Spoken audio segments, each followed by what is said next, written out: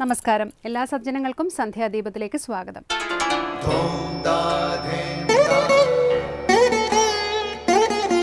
ശുഭം ഭവതു കല്യാണമായുസാരോഗ്യവർദ്ധനം സർവദുഃഖ വിനാശായ സന്ധ്യാദീപം നമോസ്തുതേ. നാമം ജപായനം പുണ്യം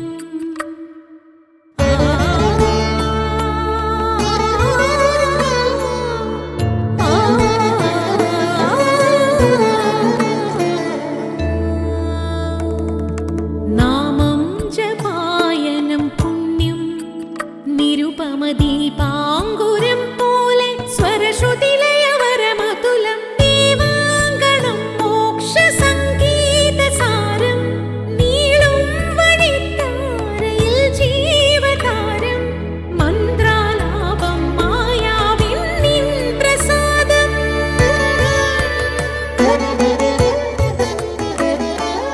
ഇരുൾ നീങ്ങിയുണരുന്ന തെളിനാളദീപം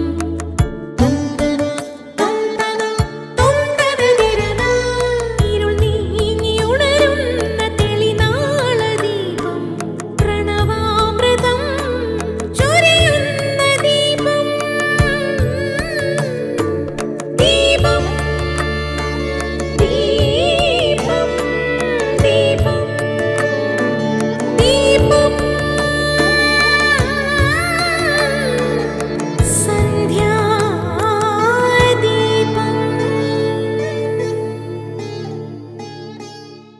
മരണശേഷം എന്ത് സംഭവിക്കുന്നു എന്നറിയാൻ പലർക്കും വളരെ താല്പര്യമാണ്. എന്നാൽ നമ്മുടെ ഇന്നത്തെ ജീവിതത്തെക്കുറിച്ച് ഇതേ ഗൗരവത്തോടെ ആരും അന്വേഷിക്കാറില്ല. അഥവാ ഈ ജീവിതത്തെക്കുറിച്ച് അന്വേഷിച്ചാൽ തന്നെ അത് ഭാവി എന്തായിരിക്കും എന്നറിയാനാണ് താല്പര്യം.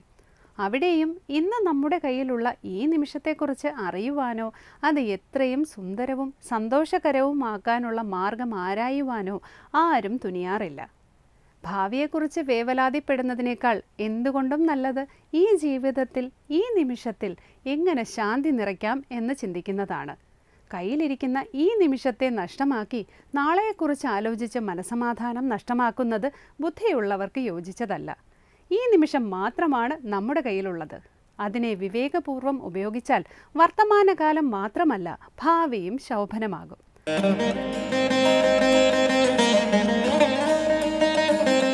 മൗന വ്യാഖ്യാ പ്രകടിത പര ബ്രഹ്മതത്വം യുവാനം വർഷിഷ്ഠാന്തെ വസദൃശിഗണൈരാവൃതം ബ്രഹ്മനിഷ്ഠൈഃ ആചാര്യേന്ദ്രം കരകലിതചിന്മുദ്രമാനന്ദമൂർത്തിം സ്വാത്മാരാമം മുദിതവദനം ദക്ഷിണാമൂർത്തിമീഡേ.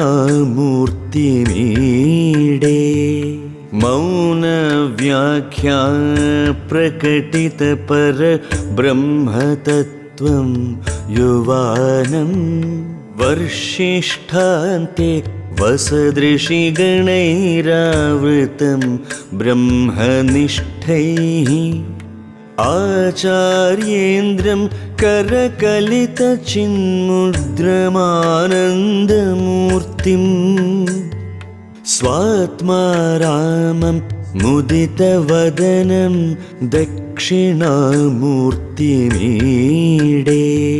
അടുത്തതായി ശങ്കര സ്തോത്രാമൃതമാണ്. ഇന്ന് ശങ്കര സ്തോത്രാമൃതത്തിൽ സ്വാമി ചിദാനന്ദപുരി ദക്ഷിണാമൂർത്തി സ്തോത്രം വ്യാഖ്യാനിക്കുന്നത് കേൾക്കാം.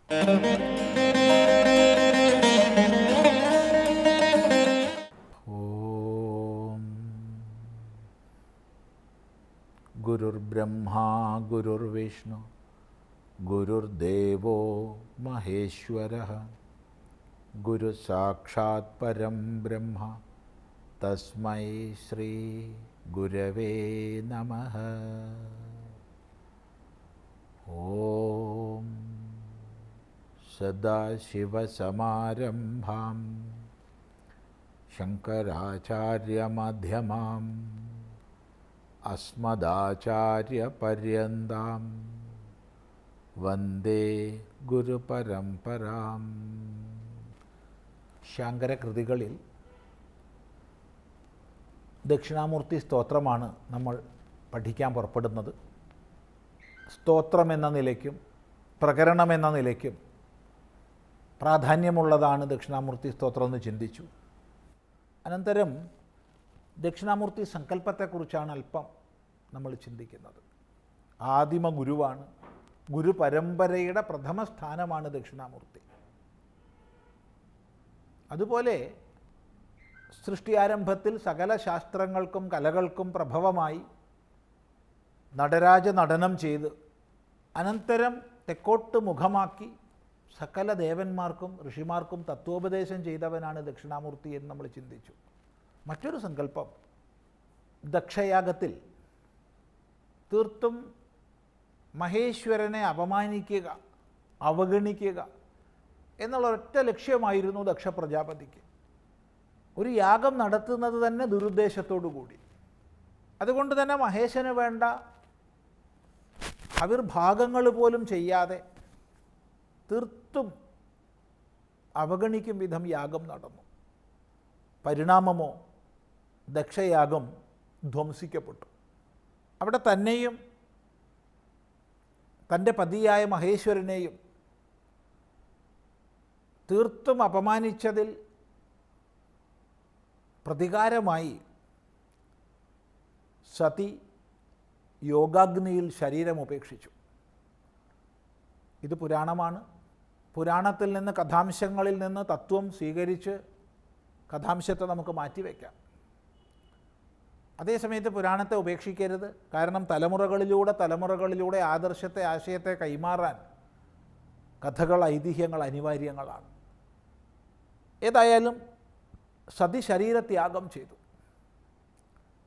അത്യന്ത ക്രുദ്ധനായ മഹേശ്വരൻ ആ സതി ശരീരമെടുത്തുകൊണ്ട് താണ്ഡവ നൃത്തം ആരംഭിച്ചു.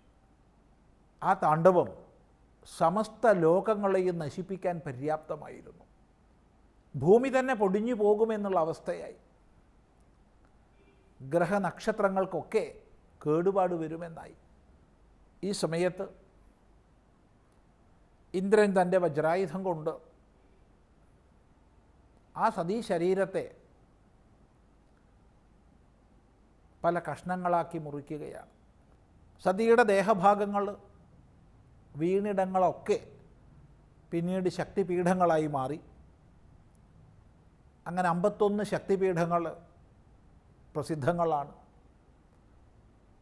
ഇന്നും ജനസഹസ്രങ്ങൾ പ്രതിദിനം ഉപാസിക്കുന്നതാണ് ശക്തികേന്ദ്രങ്ങൾ, ശക്തിപീഠങ്ങൾ. അവയെ ശക്തിസ്ഥാനങ്ങളെന്നും പറയാം. അനന്തരം മഹേശ്വരൻ ശാന്തനായി തൻ്റെ താണ്ഡവം അവസാനിപ്പിച്ച് ഹിമാലയത്തിൽ തെക്കോട്ടഭിമുഖമാക്കി കാരുണ്യഭാവത്തോടു കൂടി ഇരിപ്പായി. ആ കാരുണ്യഭാവത്തോടു കൂടി ഇരിക്കുന്ന മഹേശ്വരനെ സകല ഋഷിമാരും ദേവതകളും സമീപിച്ചു, തത്വോപദേശത്തിന് അഭ്യർത്ഥിച്ചു. അവർക്ക് ജ്ഞാനമുദ്ര പ്രദർശിപ്പിച്ചുകൊണ്ട് പരമമായ ആത്മബ്രഹ്മൈക്യ തത്വത്തെ ഭഗവാൻ ഉപദേശിച്ചു. ആ ഗുരുനാഥനാണ് ദക്ഷിണാമൂർത്തി. ഇതാണ് ദേവതാ തത്വത്തിലും അല്ലെങ്കിൽ ദേവതാ സങ്കല്പത്തിലും ഗുരുതത്വത്തിലും ഒരുപോലെ ശ്രദ്ധേയമായ ദക്ഷിണാമൂർത്തിയുടെ ഭാവം. അപ്പോൾ ദക്ഷിണാമൂർത്തി എന്ന് പറയുമ്പോൾ ഈ പറഞ്ഞ ഐതിഹ്യങ്ങൾക്കനുസരിച്ച് ദക്ഷിണത്തിലേക്ക് തെക്കോട്ട് മൂർത്തിയായി ഇരിക്കുന്നവൻ എന്നർത്ഥമാണ്.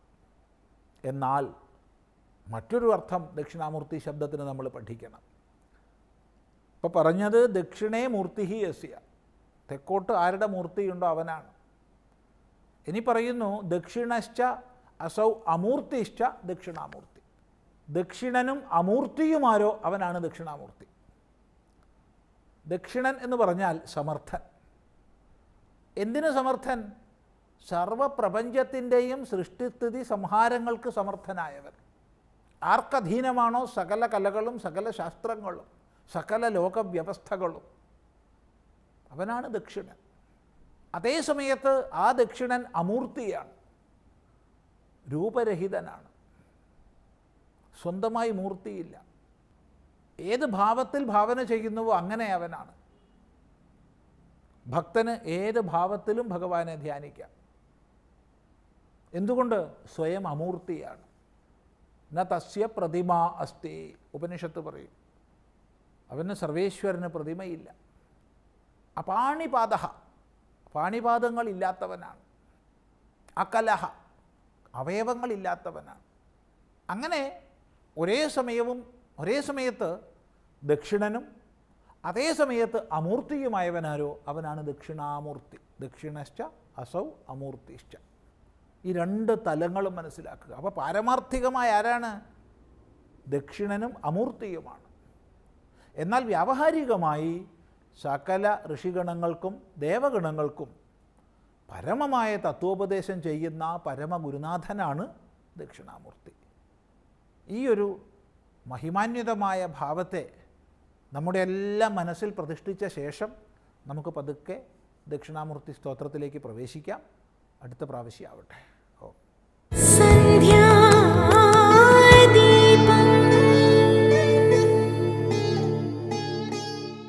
തുടർന്ന് സനാതനധർമ്മമാണ്.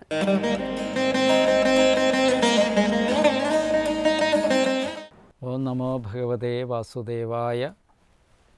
എല്ലാവർക്കും എൻ്റെ പ്രണാമം. നാമരൂപേ ഗുണജന്മകർമ്മഭിർ നിരൂപിതവ്യേ തവദസ്യ സാക്ഷിണഃ മനോവജോഭ്യാം അനുമേയവർത്മനോ ദേവക്രിയായാം പ്രതിയന്തദാഭിः.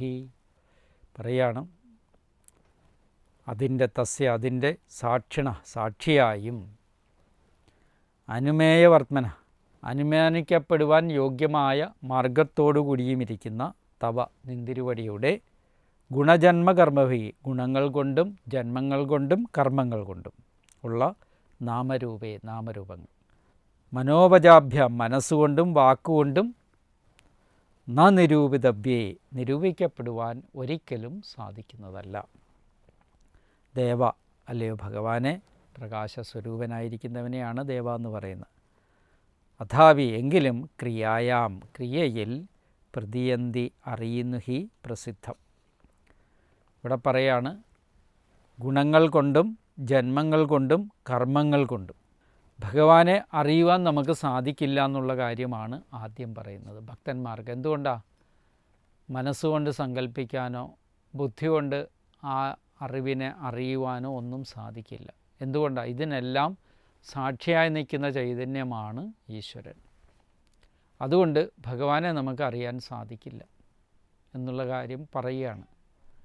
അങ്ങനെ അറിയാൻ പറ്റിയില്ലെങ്കിൽ കൂടിയും ഭഗവാൻ തന്നെ പറഞ്ഞിട്ടുണ്ട്, ഭക്തിയാഹമേകയാഗ്രാഹ്യ, ഏകമായിരിക്കുന്ന ഭക്തി കൊണ്ട് എന്നെ അറിയാൻ പറ്റുമെന്ന് ഭഗവാൻ തന്നെ പറഞ്ഞിട്ടുണ്ട്. പിന്നെയും പറഞ്ഞിട്ടുണ്ട്, ഭക്തിയാ മാം അഭിജാനാതി യാവന്യച്ചാസ്മി തത്വതഃ, ഞാൻ ഏതു വിധം ഇരിക്കുന്നു, എത്രമാത്രമുള്ളവനെന്ന് ഭക്തി കൊണ്ടറിയുന്നു എന്നിങ്ങനെ ഭഗവാൻ തന്നെ പലയിടത്തും പറഞ്ഞിട്ടുണ്ട്. അതുകൊണ്ട് തന്നെ ഇവിടെ പറയുകയാണ്, നാമരൂപങ്ങൾ തന്നെ മുഴുവനും അറിയാൻ കഴിയാത്തവണ്ണം അസംഖ്യമാണ്. അത്രയധികം നാമരൂപങ്ങളുണ്ട് ഭഗവാന്റെ. എത്രയധികം രൂപങ്ങളാണ് ഭഗവാൻ എടുത്തിരിക്കുന്നത്, എത്രയധികം നാമങ്ങളാണ് ഭഗവാൻ എടുത്തിരിക്കുന്നത്. ഭക്തവാത്സല്യാദി ഗുണങ്ങൾ കൊണ്ട് ഭഗവാനെ ദീനവത്സലൻ എന്ന് പറയും. പിന്നെ ചിലപ്പോൾ കരുണാനിധി എന്നിങ്ങനെ പറയും. ഗോവർദ്ധന പർവ്വതത്തെ ഉദ്ധാരണാദികളെ കൊണ്ട് ഗോവർദ്ധന ഉദ്ധാരണം എന്ന് പറയും. അതുപോലെ തന്നെ അഹാസുരാദി അസുരന്മാരെ വധിച്ചതുകൊണ്ട് ഭഗവാനെ അവരെ നിർഗ്രഹിച്ച അസുര നിഗ്രഹത്തിൻ്റെ മൂർത്തിയായി സങ്കല്പിക്കുന്നുണ്ട്. പിന്നെയോ അതുപോലെ തന്നെ ജന്മാദികളുണ്ട്, രാമൻ, വാസുദേവൻ, നന്ദനന്ദനൻ എന്നിങ്ങനെ ഏതൊക്കെ പ്രകാരത്തിൽ അനന്തമായിട്ട് ഒരാൾക്ക് ഒരു ജന്മം കൊണ്ട് അറിയാൻ പറ്റാത്ത വിധത്തിൽ ഭഗവത് അവതാരങ്ങൾ അത്രയധികം ഉണ്ട്. അതിൻ്റെ മഹത്വവും അതിൽ ഓരോ അവതാരങ്ങളിലെടുത്തിരിക്കുന്ന കർമ്മങ്ങളും വളരെ സൂക്ഷ്മതയോടുകൂടി പഠിക്കാൻ തന്നെ ഒരാൾക്ക് ഒരു ജന്മം കൊണ്ടൊന്നും സാധിക്കില്ല. അങ്ങനെ അസംഖ്യമായിരിക്കുന്ന ഈ അവതാരങ്ങളും അതിൻ്റെ കർമ്മങ്ങളുടെയും നടുക്ക് എങ്ങനെയാ ഭഗവാനെ എന്നെപ്പോലുള്ള ആളുകൾക്ക് അറിയാൻ സാധിക്കുക എന്ന് ചോദിച്ചു കഴിഞ്ഞാൽ ഇവിടെ പറയുന്നു, അറിയാൻ കഴിഞ്ഞില്ലെങ്കിൽ കൂടി ഇവിടെ സൂക്ഷ്മമായിരിക്കുന്ന ബുദ്ധി കൊണ്ട് അറിയാൻ കഴിയില്ലെങ്കിൽ കൂടിയും പൂജാസ്തോത്ര നമസ്കാരാദി ക്രിയായോഗങ്ങൾ കൊണ്ട് അല്ലയോ ഭഗവാനെ അങ്ങേ അറിയാൻ പറ്റും. ഏതൊക്കെ കൊണ്ടാണ്? പൂജ, നിത്യവും രാവിലെ പഞ്ചോപചാര പൂജ ചെയ്യണം. ജലഗന്ധ പുഷ്പധൂപദീപം ഇത് രാവിലെ ബ്രാഹ്മ മുഹൂർത്തത്തിൽ എഴുന്നേറ്റ് പൂജിക്കണം. ഒരു മുഹൂർത്തം എന്ന് പറയുന്നത് 48 മിനിറ്റ് ആണെന്നുള്ളത് നമുക്കെല്ലാവർക്കും അറിയാം. അപ്പോൾ ഏകദേശം 4:15 മുതൽ 5:15 വരെ വരുന്ന സമയത്തിനുള്ളിൽ നിലവിളക്ക് കൊളുത്തി വെച്ച് ബ്രാഹ്മ മുഹൂർത്തത്തിൽ ഭഗവാന്റെ നാമങ്ങളെ പൂജിക്കണം. ജലം, ഗന്ധം, പുഷ്പം, ധൂപം, ദീപം ഇതാണ് പഞ്ചോപചാരം എന്ന് പറയുന്നത്. ഒരു പാത്രത്തിൽ ജലം വയ്ക്കുക. ഭഗവാന് കൊടുക്കാവുന്ന ഏറ്റവും വലിയ തീർത്ഥം അതാണ്. പത്രപുഷ്പ ഫലം തോയം എന്നാണ് പറഞ്ഞിരിക്കുന്നത്. ഒരു തുളസീദളമായിക്കോട്ടെ, ഒരു പുഷ്പമായിക്കോട്ടെ, അല്ലെങ്കിൽ തോയം വെള്ളമായിക്കോട്ടെ, ഇതിലേതെങ്കിലും ഒന്ന് ഭക്തിയോടുകൂടി എനിക്ക് സമർപ്പിച്ചാൽ മതി എന്നാണ് പറയുന്നത്.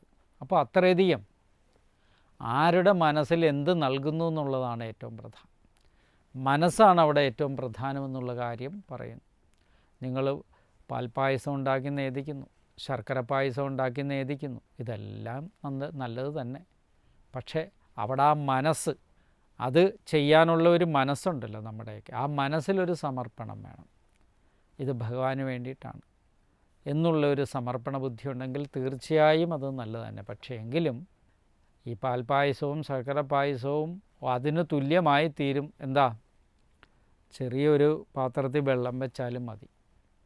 അതിൽ ഭാവന ചെയ്യുന്നവൻ്റെ ഭാവനയ്ക്കാണ് ഏറ്റവും പ്രധാനം. ഭഗവാനാണ് ഞാനിത് സമർപ്പിക്കുന്നത്, ഈശ്വര അനുഗ്രഹമാണ് എനിക്ക് വേണ്ടത് എന്ന് വിചാരം ചെയ്തുകൊണ്ട് അത് ഭഗവാന്റെ മുമ്പിൽ സമർപ്പിച്ചാൽ തീർച്ചയായും നിങ്ങൾക്ക് അതിൻ്റെ അനുഗ്രഹം ഉണ്ടായിരിക്കും.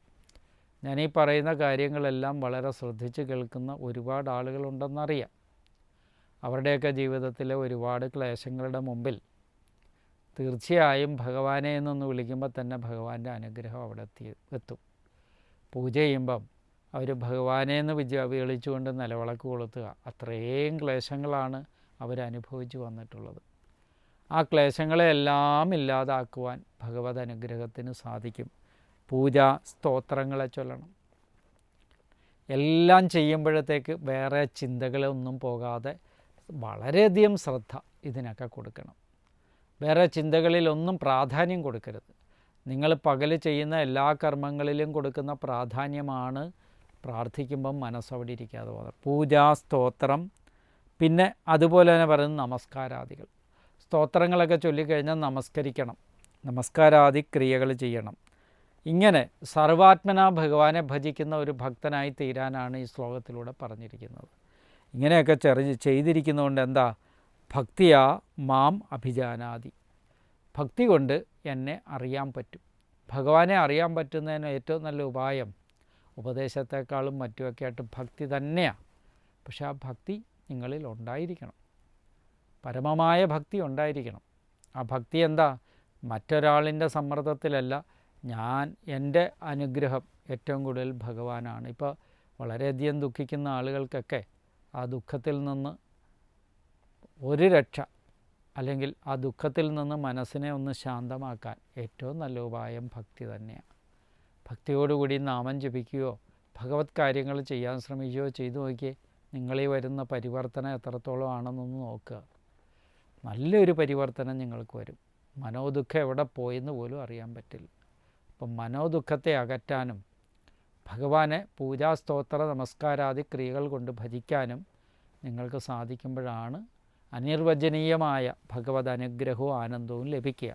അത് ലഭിക്കട്ടെ എന്ന് പ്രാർത്ഥിക്കുന്നു. നമസ്കാരം.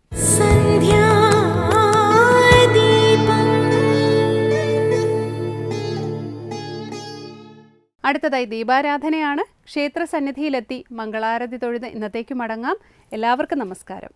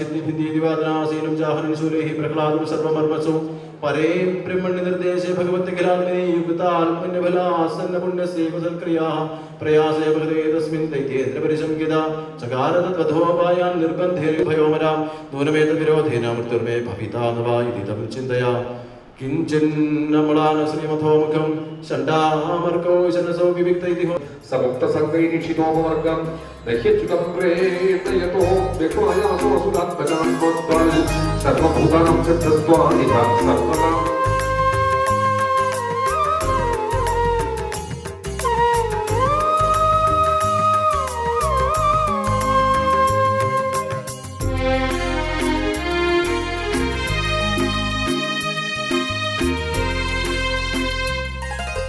കണ്ണനെ കാണുവാൻ കണ്ടൊന്നു കുമ്പിടാൻ കോവിലിൽ പോകണം രോഹിണി നാളിൽ. കണ്ണനെ കാണുവാൻ കണ്ടൊന്നു കുമ്പിടാൻ കോവിലിൽ പോകണം രോഹിണി നാളിൽ. കണ്ണന്റെ കമനീയ രൂപമൻ മനസ്സിൻ കഥകളി മുറ്റത്ത് നടനമാടി. കണ്ണൻ കഥകളി മുറ്റത്ത് നടനമാടി. കണ്ണനെ കാണുവാൻ കണ്ടൊന്നു കുമ്പിടാൻ കോവിലിൽ പോകണം രോഹിണി നാളിൽ.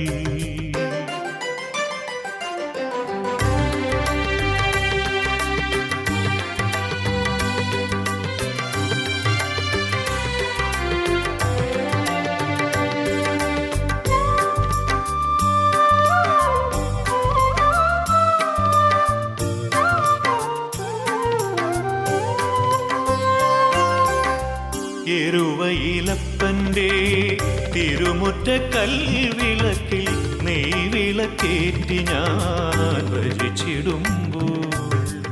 എരുവയിലപ്പൻ്റെ തിരുമുറ്റ കൽവിളക്കിൽ നെയ്വിളക്കേറ്റി ഞാൻ ഭജിച്ചിടുമ്പോൾ. നിർമാല്യവും കണ്ട് അഭിഷേകവും കണ്ട് മുഴുക്കാപ്പു കണ്ടു ഞാൻ ധന്യനായി.